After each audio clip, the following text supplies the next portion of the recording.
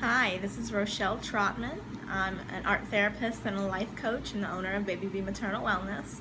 And I am back today to talk with you about self-love. So last week I sat down to record, and apparently I had too many videos of my really adorable daughter on my phone, too many videos and pictures, and so the recording shut off.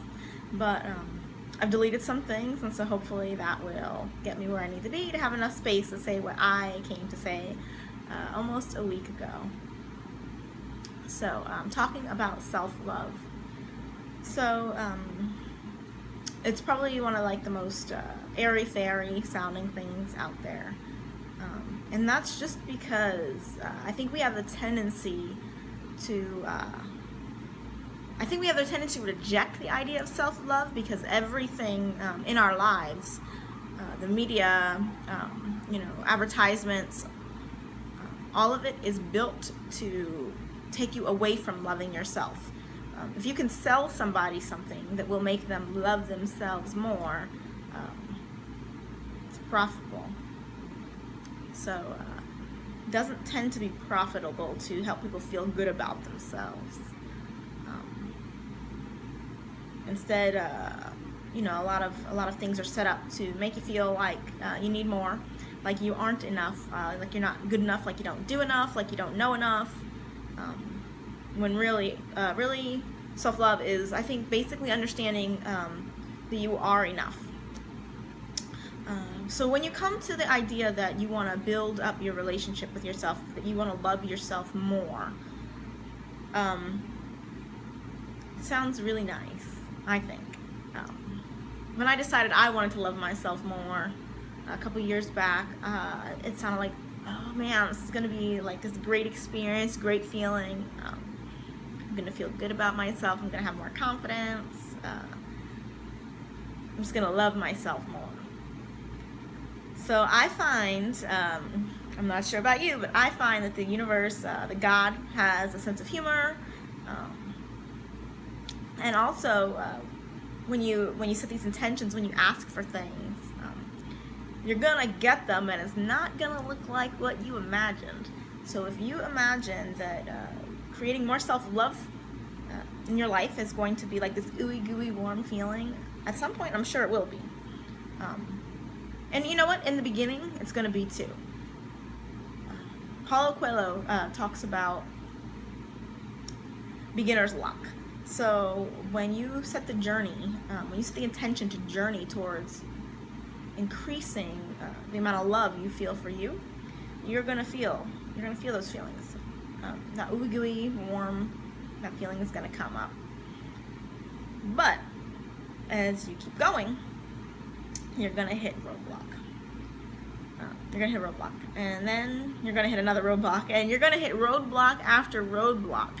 And all these unlovable, unlikable things are gonna come up. All your dirt, everything that you have hidden, every scar, every scab, every scrape, everything that you have thought was healed and thought, was discarded, that stuff is all going to come back up again right in your face. And you're gonna have to deal with it.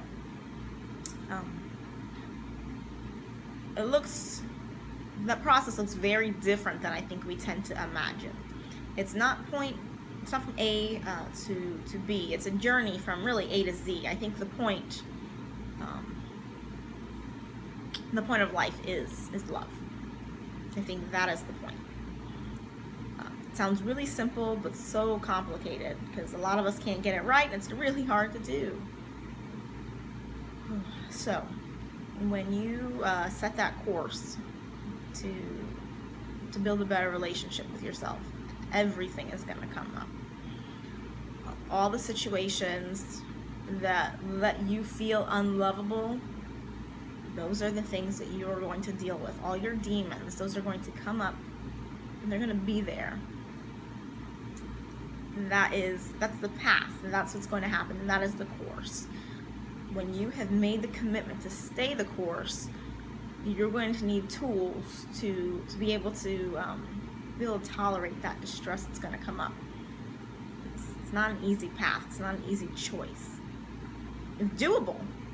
Definitely doable. I think it's a road that you need support on. But yeah, as all these things are coming up, I'm just kind of, as I'm talking, I'm reflecting on my own experience, my own journey. But as these things come up, there are going to be times where you want to abandon yourself.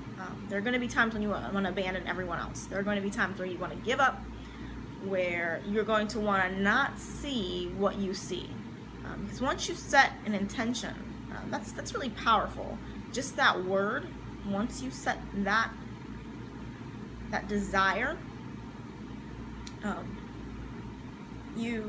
things are going to come to you. You're going to see things as they really are.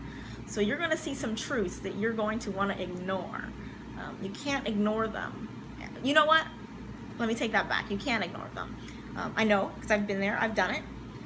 I've said, you know what? I see this. I'm going to ignore it. It doesn't exist. It's not a problem. But then those problems, they get bigger and bigger and bigger until, like, at least if you're like me, and don't like to deal with problems head on, they're going to get really big. They're going to blow up in your face.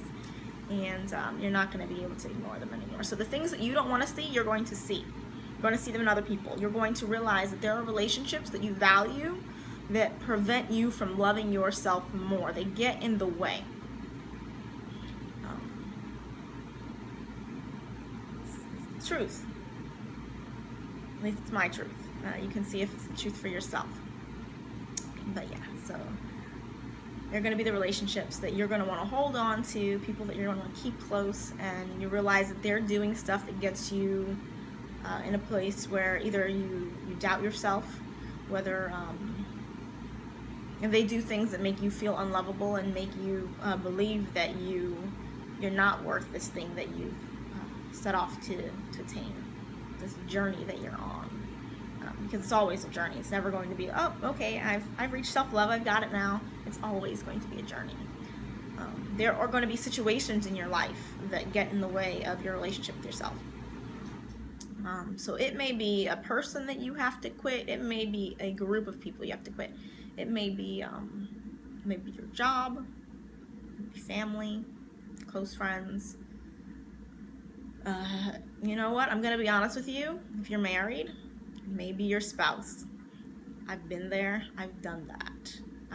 I don't advocate for throwing away relationships carelessly, but what I do advocate for is self-preservation. And so if your boat's going down and you are trying to save yourself, you're trying to save your partner, you're trying to save your relationship or your marriage, and the other person is not only not willing to help, because sometimes, you know what, we get down and we can't help. We don't know what to do. But when you find the other person poking holes in your boat, putting weights in your boat, bringing you further and further down, I do advocate for self-preservation.